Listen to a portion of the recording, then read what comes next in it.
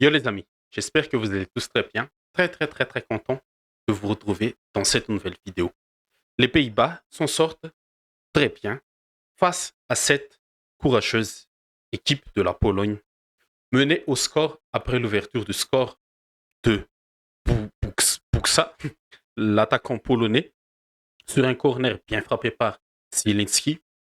Les Néerlandais ont su réagir grâce au but de Cody Gakpo et du joker ultime néerlandais, Vergost, dans, dans les temps en fin de match. On commence tout de suite, comme d'habitude, ce débrief, cette analyse de ce match, comment les Pays-Bas s'est sorti de ce piège polonais. On commence avec la Pologne.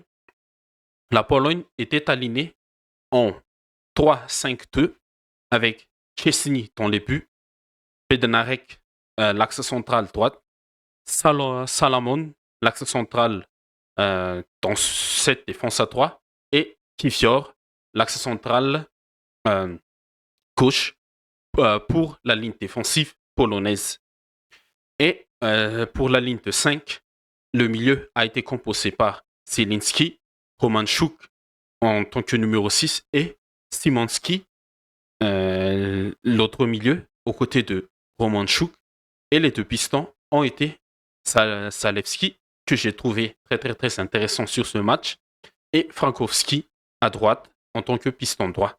Et en attaque, on a eu Buksa et Urbanski. Pour les Pays-Bas, on a Verbruggen dans les buts, Dumfries, le latéral droit, De Vrij aux côtés de Van Dijk dans la charnière centrale et Nathan Ake utilisé comme latéral gauche. Et au milieu, on a une autre réponse. Koop Miners n'est pas là, Frankie de Jong n'est pas là. Du coup, Koeman a choisi d'utiliser les deux milieux du PSV, Schouten et Veerman, dans le double pivot. Et sous Memphis Depay, seul en pointe, on a Xavi Simons, Reijnders, le joueur de Milan, et Cody Gakpo à gauche. Et du coup, pourquoi la Pologne a été une équipe piège pour les Pays-Bas sur ce match? Premièrement, j'ai trouvé la Pologne très séduisante sur ce qu'ils ont proposé parce que, on le répète toujours, ils n'ont ni Arkadiusz Milik, qui est déjà forfait, et sur ce premier match, leur leader offensif, leur capitaine, Lewandowski, était dans le feuille de match, était sur le pont, mais il n'a pas joué le moindre minute. Mais, comme je l'ai dit, la Pologne a été vraiment séduisante pour moi. Ils ont joué sans complexe, et c'est surtout cela grâce à un collectif bien soudé, malgré l'absence de Lewandowski. Et je pense que cette absence de Lewandowski apporte beaucoup plus dans le collectif polonais, parce que on a des joueurs de qualité côté Pologne comme Urbanski, qui était un peu l'électron libre dans l'animation offensive de la Pologne. Et il y a aussi Zalewski, le piston gauche, qui joue à la Roma, qui a beaucoup été utilisé quand la Pologne se projetait avec son attaque, avec l'attaque directe, parce que la Pologne, il jouait en bloc bas, comme ça, en 5-3-2, et ce bloc se coulissait parfaitement quand, quand les Néerlandais ont la possession. Les Néerlandais jouent très haut, avec Memphis Reijnders dans le demi-espace entre Kifior, Salomon et Bednarek, et Gakpo collait la ligne. Pour contre Frankowski, et Xavi Simons était un peu à l'intérieur, comme d'habitude, pour former un carré de 4 avec Schouten et Veerman. Et Dumfries était un peu plus haut pour pallier le côté laissé par Xavi Simons. Et côté Pays-Bas, c'était un peu comme ça, l'animation avec ballon. Mais ce bloc de la Pologne a été très, très, très solide, très, très, très discipliné tout au long de la rencontre parce que il coulissait parfaitement pour compenser, comme si Dumfries a le ballon là-bas, c'est Urbanski en tant qu'électron libre qui coulissait pour aider Zalewski, Zielinski sur le côté de Dumfries et quand le ballon était du côté de Kakpo, c'était Simonski qui coulissait rapidement et pour ça aussi, désolé pour la prononciation, pour ça qui coulissait parfaitement pour essayer de, comment dire, pour que les Néerlandais n'arrivent pas à trouver les espaces dans ce bloc très très très compact et très très très discipliné. Mais du côté polonais, je pense qu'il a fait quand même quelque chose. Il y a des trucs à régler parce que après l'ouverture du score de la Pologne contre le cours du jeu, la Pologne, même en bloque pas, il y a des séquences et des moments où elle n'est pas très très très compacte parce que Urbanski était très haut, Zaleski aussi, et des moments des concentrations ont permis à Gakpo, qui a un peu repiqué dans l'axe sur l'action de son but et sur une mauvaise dégagement de Kivior, de Kivior. Et Kivior, il était numéro 15, mais pas 24. Kivior, il était numéro 15 ou 14, je m'en souviens pas. Mais Kivior, il a relancé, ou non, c'était pas Kivior, c'était Zalewski. Oui, c'était Zalewski qui a dégagé un peu à la ramasse. Et c'était sur le dégagement de Zalewski, était bien récupéré par Nathan Ake, qui a tout de suite lancé Gakpo. Et la frappe de Gakpo a été détournée par Salamon. Et Chesney n'a rien pu faire. C'est sur ce point que la Pologne devra se corriger pour les prochaines échéances, surtout face à des adversaires comme l'Autriche qui va beaucoup presser, ou comme la France qui a des joueurs plus de qualité que celle du Pays-Bas, avec les Mbappé, les Dembélé, les Giroud, même Giroud, Griezmann. C'est sur ce point-là que la Pologne devra se corriger, mais en général, la Pologne m'a vraiment séduite sur cette rencontre. Ils ont montré qu'ils peuvent poser des problèmes à des grosses équipes et ils ont montré cela face aux Pays-Bas. Et du côté du Pays-Bas, de Ronald Koeman, il y a 3 points à corriger. C'est l'animation offensive face au bloc bas. La Pologne, oui, elle a été disciplinée en bloc bas, mais je pense que face à ce bloc bas, Memphis Depay n'aura pas vraiment d'impact, surtout face à des gros gabarits comme Salomon. Oui, Salomon, pour moi, il a fait un match correct, un match parfait contre Memphis.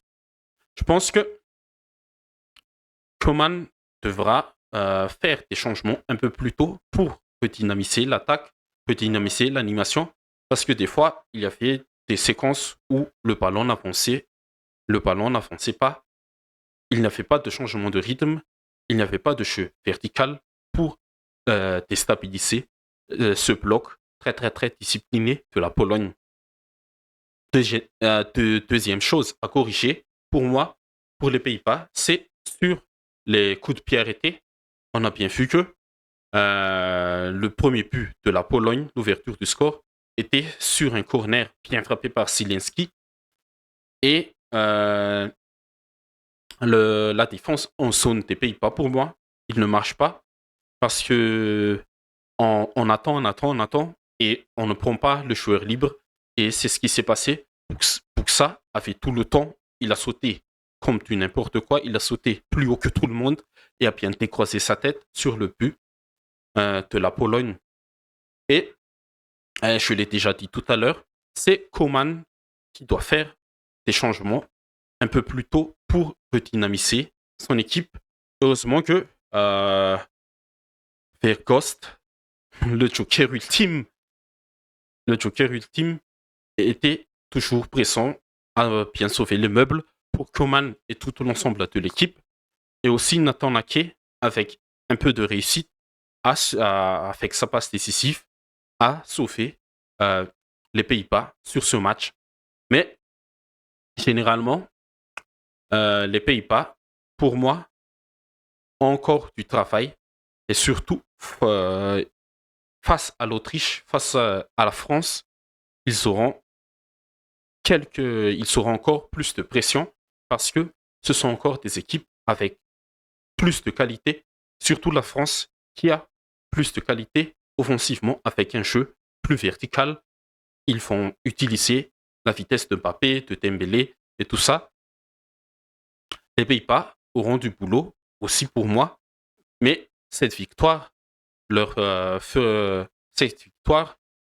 c'est pas c'est un peu poussif, c'est pas encore convaincant au niveau du jeu, comme ce qu'a fait l'Allemagne, l'Espagne. Mais cette victoire permet de bien rentrer dans la compétition et de gagner encore plus de confiance. À la fin, ce sont les 3 points qui est le plus important dans, dans, dans ce type de compétition. Mais les Pays-Bas, pour moi, est encore au-dessous du niveau qu'on leur attend dans dans cette euro. Les tops et les flops maintenant pour moi. En premier top, je vais mettre Chesney. Chesney, il a fait un match parfait. Sans lui, la Pologne aurait encaissé plus de buts.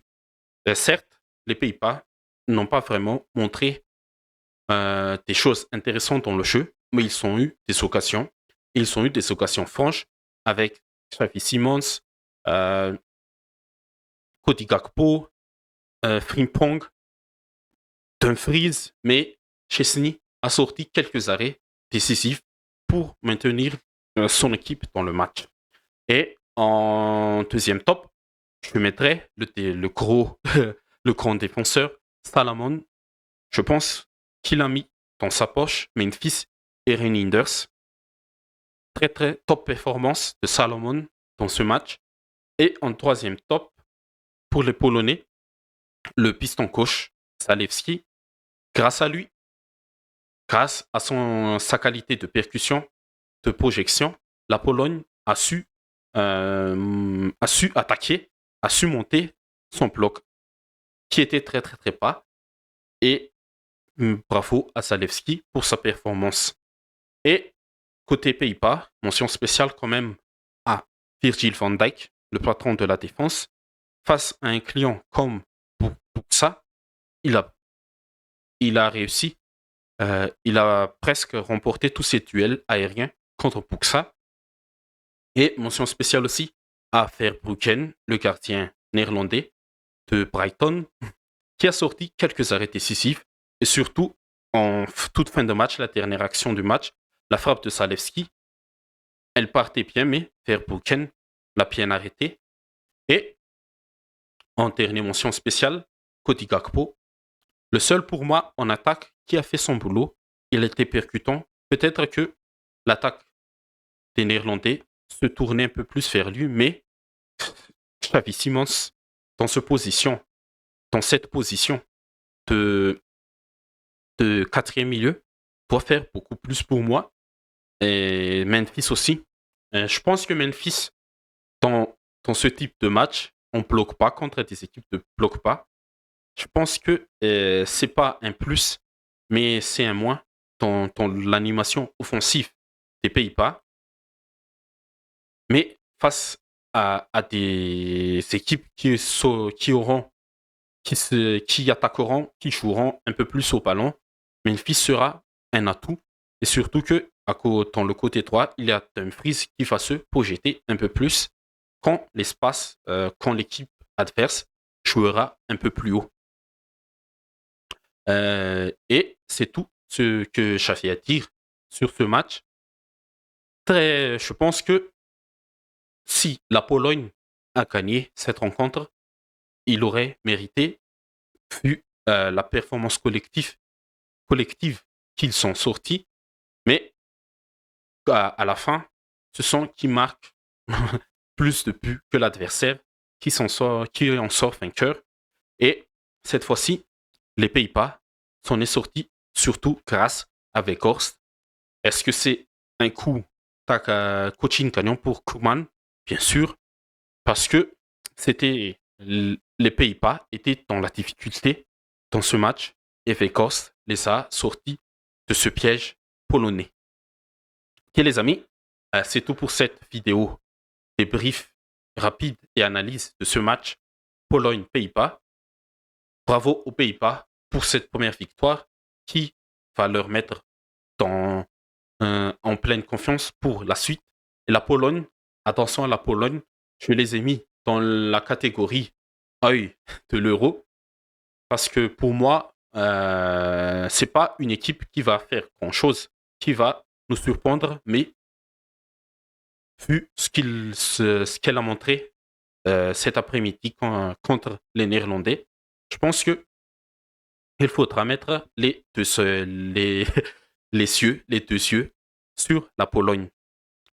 Ok les amis, comme d'habitude, si vous avez aimé la vidéo, n'hésitez pas à commenter, à partager, à liker et surtout, n'hésitez pas à vous abonner pour ne pas rater les prochaines vidéos. On se retrouve ce soir pour le débrief de Angleterre contre la Serbie et pour parler un peu aussi du prochain match qui débutera dans quelques minutes entre la Slovénie et le Danemark. Merci à vous tous et à la prochaine.